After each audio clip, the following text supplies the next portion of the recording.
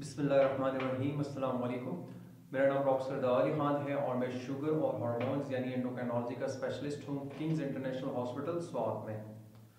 अक्सर शुगर के मरीज़ क्लिनिक में सवाल पूछते हैं कि क्या वो चाय में ब्राउन शुगर, ब्राउन चीनी या गुड़ का इस्तेमाल कर सकते हैं कि नहीं कर सकते, या इनके जहन में ख्याल रहता है कि ब्राउन शुगर या गुड़ सफ़ेद चीनी के मुकाबले में इतनी ख़तरनाक नहीं है, या वो इतनी ज़्यादा शुगर नहीं इंक्रीज़ कर सकती, खून में शुगर की मकदार इतनी नहीं बढ़ाती जितनी कि वाइट शुगर या रिफाइंड शुगर बढ़ाती है।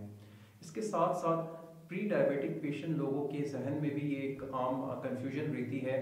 उनके जहन में ये सोच रहती है कि प्री डायबिटिक पेशेंट अगर गुड़ का इस्तेमाल करें तो सफ़ेद चीनी के मुकाबले में शुगर कराने के लिए गुड़ इतनी ख़तरनाक नहीं है। तो देखें, वो लोग जिनको शुगर हो चुकी है, जो ज़ियाबीतस के मर्ज़ में मुब्तला हो चुके हैं, वो कतन ना तो वाइट चीनी जो रिफाइंड शुगर होती है जो अमूमन हम यूज़ करते हैं, ना ब्राउन शुगर और ना ही गुड़ का इस्तेमाल कर सकते हैं। इन तीनों का ग्लाइसेमिक इंडेक्स यानी ग्लाइसेमिक इंडेक्स से मुराद खाने की शुगर बढ़ाने की जो ताकत होती है, इन तीनों की तकरीबन एक ही जैसी है। इवन जो गुड़ का ग्लाइसेमिक इंडेक्स है वो रिफाइंड शुगर या वाइट शुगर के मुकाबले में बहुत ज़्यादा है। तो इसीलिए शुगर के मरीज़ में बिल्कुल गुंजाइश नहीं है कि वो चाय में सफ़ेद चीनी, ब्राउन चीनी या गुड़ का इस्तेमाल करें। उनको इनसे मुकम्मल परहेज़ करनी चाहिए।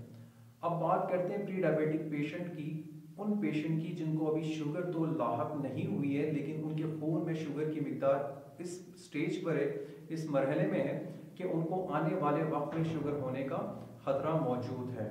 तो ऐसे लोग जिनको प्री डायबिटीज़ है उनके जहन में ये अमूमन कन्फ्यूजन रहती है कि गुड़ का इस्तेमाल इतना ख़तरनाक कि गुड़ का इस्तेमाल चाय में इतनी ख़तरनाक नहीं है जितनी सफ़ेद शुगर या रिफाइंड शुगर है। तो ये सोच भी बिल्कुल गलत है, ये इनकी गलत फहमी है।